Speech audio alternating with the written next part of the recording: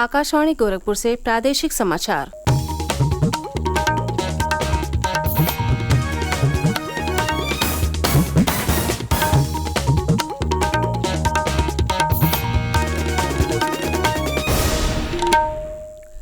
नमस्कार। समाचार बुलेटिन के साथ मैं सोनी निगम। पहले मुख्य समाचार। प्रधानमंत्री नरेंद्र मोदी ने बेहतर कानून व्यवस्था के लिए प्रदेश के मुख्यमंत्री योगी आदित्यनाथ सरकार की सराहना की। कहा, आज यूपी विकास की नई ऊंचाइयां छू रहा है।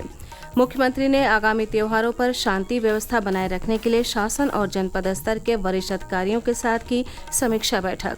जुलूस और शोभा यात्राओं में शस्त्र प्रदर्शन पर रोक लगाने के दिए निर्देश।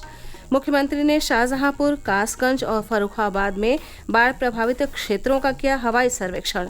बाढ़ पीड़ितों से की मुलाकात। हर संभव सहायता उपलब्ध कराने को कहा।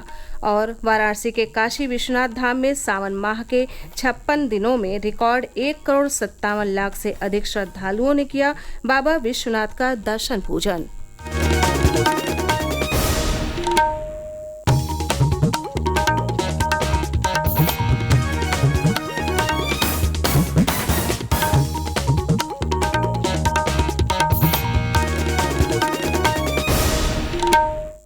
अब समाचार विस्तार से।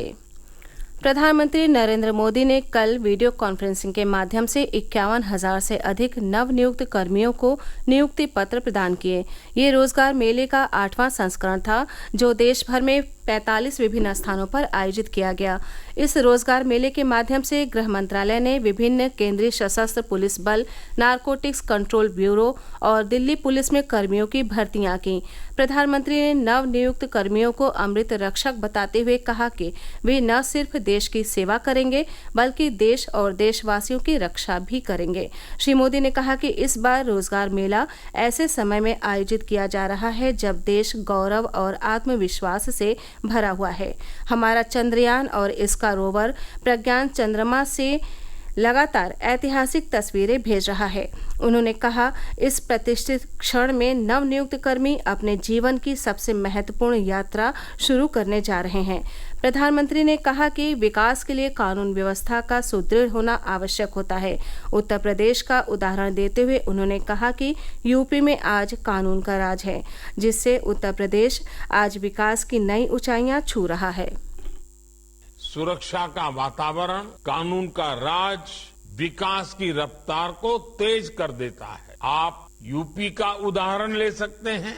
कभी यूपी विकास के मामले में बहुत पीछे था और अपराध के मामले में बहुत आगे, लेकिन अब कानून का राज स्थापित होने से यूपी विकास की नई ऊंचाई छू रहा है। कभी गुंडों, माफिया की दहशत में रहने वाले उत्तर प्रदेश में आज भयमुक्त समाज की स्थापना हो रही है। कानून व्यवस्था का ऐसा शासन लोगों में विश्वास पैदा करता है, और जब अपराध कम हुआ तो यूपी में निवेश भी बढ़ रहा है, इन्वेस्टमेंट आ रहा है। लखनऊ में आयोजित रोजगार मेले में कल 547 नवनियुक्त कर्मियों को नियुक्ति पत्र दिए गए। कार्यक्रम को संबोधित करते हुए केंद्रीय राज्य मंत्री साध्वी निरंजन ज्योति ने कहा कि वर्ष 2014 में प्रधानमंत्री ने आह्वान किया था कि भारत हर क्षेत्र में आत्मनिर्भर बने, और आज चांद पर पहुंचने से लेकर रोजगार उपलब्ध कराने तक भारत हर क्षेत्र में आत्मनिर्भर बन रहा है।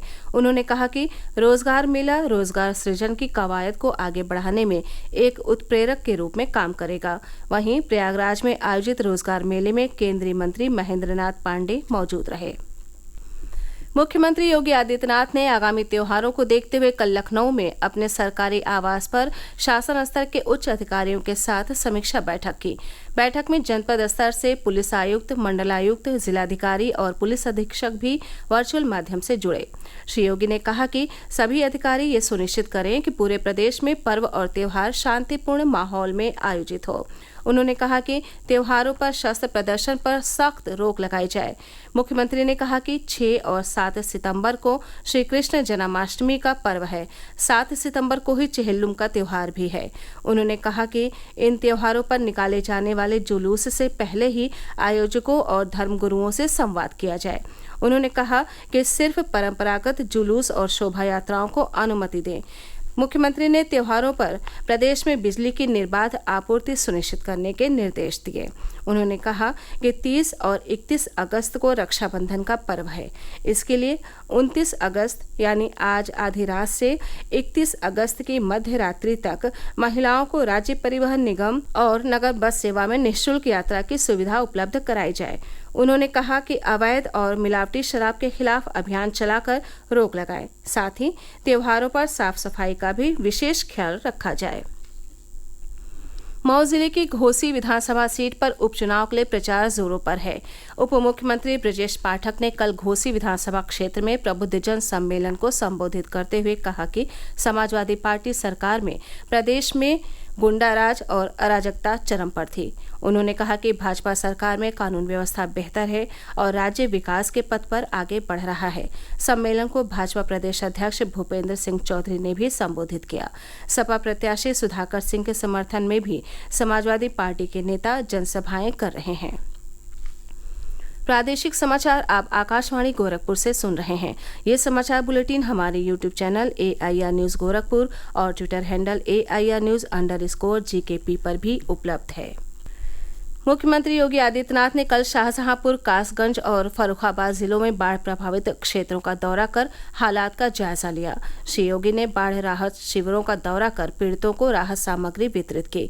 मुख्यमंत्री ने बाढ़ प्रभावित जिलों का हवाई सर्वेक्षण भी किया। फर्रुखाबाद में बाढ़ प्रभावितों को राहत सामग्री वितरित करने के बाद संवाददाताओं को संबोधित करते हुए उन्होंने कहा कि प्रदेश के 21 जिलों के 721 गांव बाढ़ से प्रभावित हैं।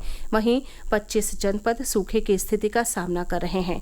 मुख्यमंत्री ने कहा कि 26 जनपदों में सामान्य बारिश हुई, जबकि 22 जिलों में सामान्य से कम वर्षा दर्ज की गई है। श्री योगी ने कहा कि सरकार बाढ़ पीड़ितों के साथ खड़ी है। उन्होंने कहा कि बाढ़ से होने वाली जनहानि पर तत्काल अनुग्रह राशि देने के निर्देश दिए गए हैं। साथ ही फसलों और मकान को हुई क्षति का भी मुआवजा दिया जा रहा है। मुख्यमंत्री ने शाहजहांपुर में कहा, मैंने जिला प्रशासन से पहले ही कहा है कि वह ये बात सुनिश्चित करें कि जनहानि पर तत्काल पीड़ित परिवारों को आपदा राहत कोष से राहत राशि तत्काल उपलब्ध हो जानी चाहिए। पशु हानि पर भी मुआवजे की राशि संबंधित परिवार को तत्काल मिल जानी चाहिए।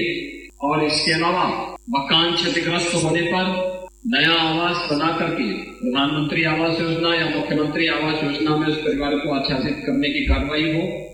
जो मकान आंशिक क्षतिग्रस्त हुए हैं उन्हें मुआवजे की कार्रवाई हो।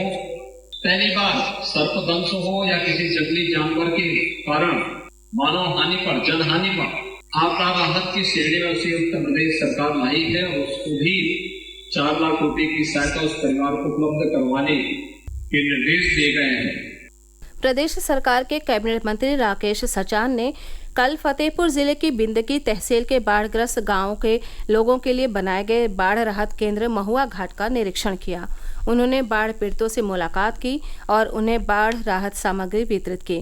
श्री सचान ने कहा कि सरकार बाढ़ पीड़ितों को हर संभव मदद उपलब्ध करा रही है। उन्होंने कहा कि बाढ़ से जनहानि और पशु हानि रोकने के लिए सभी उपाय किए जा रहे हैं। कैबिनेट मंत्री ने गंगा में आई बाढ़ से नष्ट हुई फसलों का सर्वे कराकर नियमानुसार कार्रवाई पूरी करते हुए मुआवजा देने के निर्देश दिए। प्रदेश के पशुधन एवं दुग्ध विकास मंत्री धर्मपाल सिंह ने कहा कि प्रदेश में अभियान चलाकर निराश्रित गौवंश का संरक्षण किया जाएगा। पहले चरण में गोरखपुर, बरेली और झांसी मंडल में 10 से 25 सितंबर तक अभियान चलाया जाएगा। पशुधन मंत्री ने पशुपालकों से अपील की है कि वे अपने गौवंश को खुला न छोड़ें। वाराणसी के काशी विश्वनाथ धाम में सावन माह में रिकॉर्ड संख्या में श्रद्धालुओं ने बाबा विश्वनाथ का दर्शन पूजन किया। मंदिर प्रशासन की ओर से जारी किए गए आंकड़ों के अनुसार मंदिर में पवित्र श्रावण मास के 56 दिनों में 1,57,00,000 से अधिक भक्तों ने बाबा विश्वनाथ का दर्शन किया। सावन के अंतिम सोमवार पर कल बाबा विश्वनाथ का रुद्राक्ष श्रृंगार किया गया। कल करीब 7 लाख लोगों ने बाबा विश्वनाथ का दर्शन पूजन किया। आगामी 17 सितंबर को प्रधानमंत्री विश्वकर्मा योजना का शुभारंभ किया जाएगा। लखीमपुर खीरी के जिला उद्योग केंद्र के उपायुक्त संजय सिंह ने बताया कि योजना का लाभ लेने के लिए पारंपरिक शिल्पकार और कारीगर पीएम विश्वकर्मा पोर्टल पर आवेदन कर सकते हैं। 25 अगस्त से ऑनलाइन आवेदन शुरू हो गए हैं। उन्होंने कहा कि इस योजना के तहत जनपद में 1800 उद्यमियों को उनके व्यवसाय को बढ़ाने के लिए ऋण उपलब्ध कराया जाएगा। अंत में मुख्य समाचार एक बार फिर। प्रधानमंत्री नरेंद्र मोदी ने बेहतर कानून व्यवस्था के लिए प्रदेश के मुख्यमंत्री योगी आदित्यनाथ सरकार की सराहना की। कहा, आज यूपी विकास की नई ऊंचाइयां छू रहा है। मुख्यमंत्री ने आगामी त्योहारों पर शांति व्यवस्था बनाए रखने के लिए शासन और जनपद स्तर के वरिष्ठ अधिकारियों के साथ की समीक्षा बैठक। जुलूस और शोभा यात्राओं में शस्त्र प्रदर्शन पर रोक लगाने के दिए निर्देश। मुख्यमंत्री ने शाहजहांपुर, कासगंज और फर्रुखाबाद में बाढ़ प्रभावित क्षेत्रों का किया हवाई सर्वेक्षण। बाढ़ पीड़ितों से की मुलाकात, हर संभव सहायता उपलब्ध कराने को कहा। और वाराणसी के काशी विश्वनाथ धाम में सावन माह के 56 दिनों में रिकॉर्ड 1,57,00,000 से अधिक श्रद्धालुओं ने किया बाबा विश्वनाथ का दर्शन पूजन। इसी के साथ ये समाचार बुलेटिन समाप्त हुआ। नमस्कार।